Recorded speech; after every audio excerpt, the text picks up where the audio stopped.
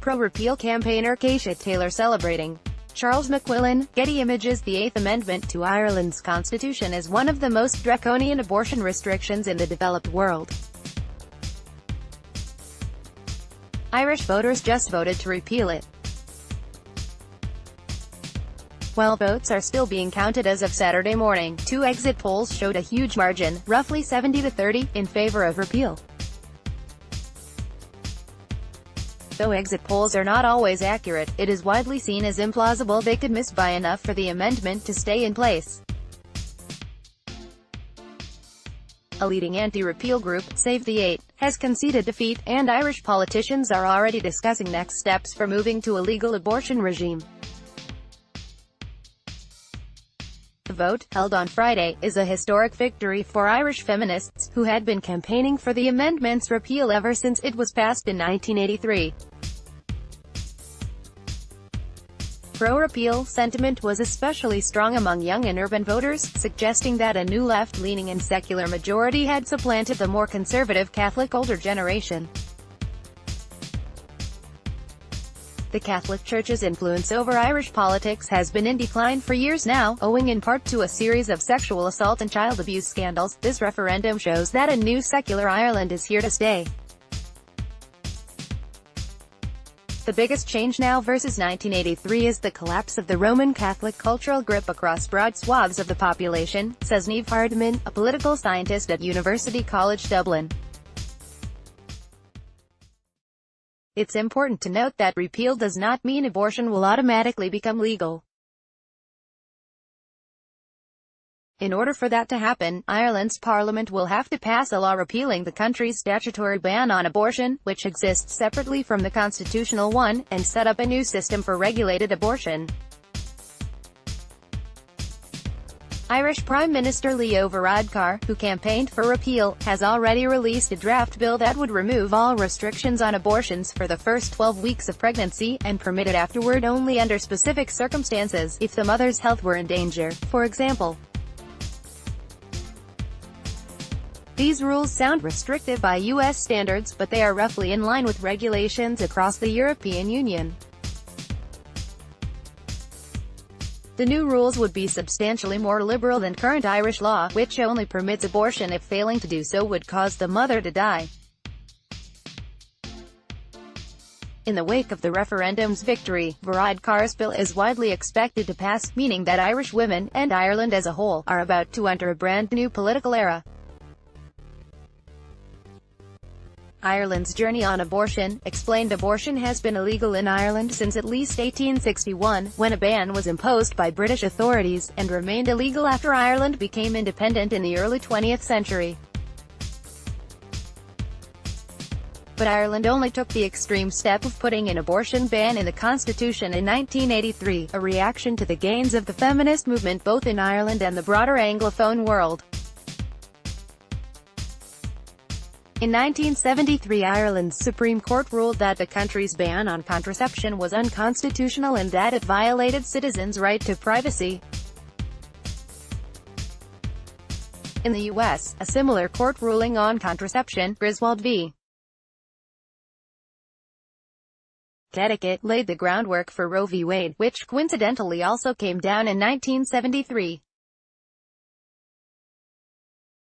Irish Catholic conservatives, looking at both the American case and the wider successes of the Irish feminist movement on issues like equality in the workplace, got spooked. There was a fear that a court case taken to the Irish courts, or then the European courts, would liberalize abortion in the same way access to contraceptives had been liberalized. Mary McAuliffe, a professor of gender studies at University College Dublin, told me. And so a campaign began, called the Pro-Life Amendment Campaign, after the visit of Pope John Paul II in 1979, when the Catholic right felt emboldened. In 1983, this idea was put to a national referendum, and what's now the Eighth Amendment passed by a resounding 67 margin. The text of the amendment was very short, and very clear. Fetuses have a right to life, equal to that of the mothers. The state acknowledges the right to life of the unborn and with due regard to the equal right to life of the mother, guarantees in its laws to respect, and, as far as practicable, by its laws to defend and vindicate that right.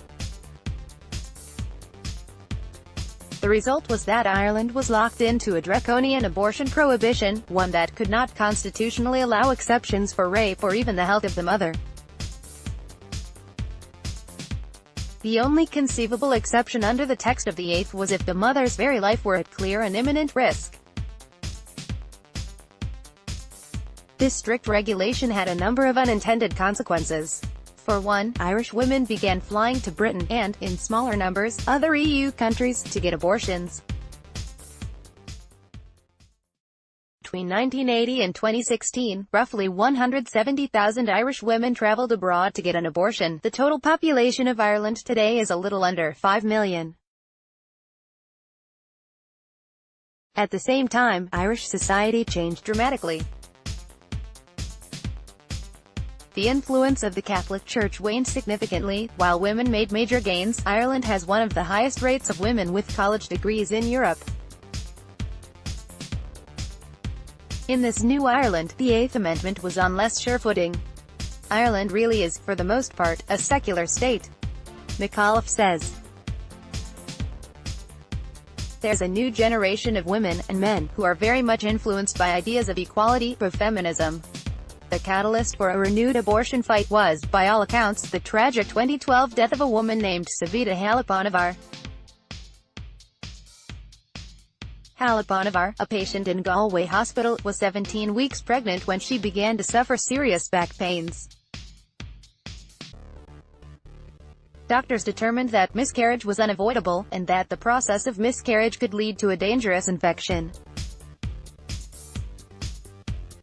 When Halappanavar and her husband asked for doctors to medically induce the miscarriage, to get the fetus out risking infection, they were told that Ireland's abortion law prohibited such a procedure, that her life wasn't so obviously at risk as to allow them to terminate the pregnancy.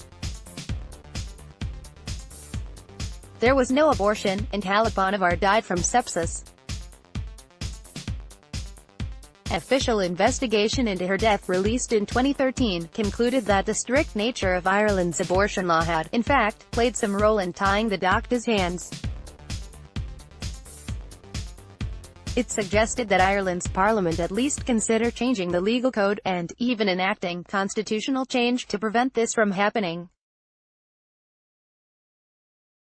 There is immediate and urgent requirement for a clear statement of the legal context in which clinical professional judgment can be exercised in the best medical welfare interests of patients, the report concluded. The guidance urged may require legal change. The Halappanavar case made international headlines, and galvanized the pro-choice segment of the Irish public. In January of 2018, Prime Minister Varadkar vowed to hold a referendum in May on repealing the Eighth Amendment, and followed through on that promise.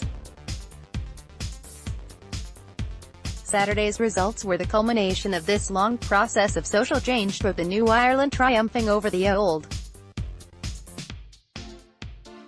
Ireland's status as one of the last bastions of traditional social conservatism in the West had already suffered a blow in 2015, when the country voted to legalize same-sex marriage.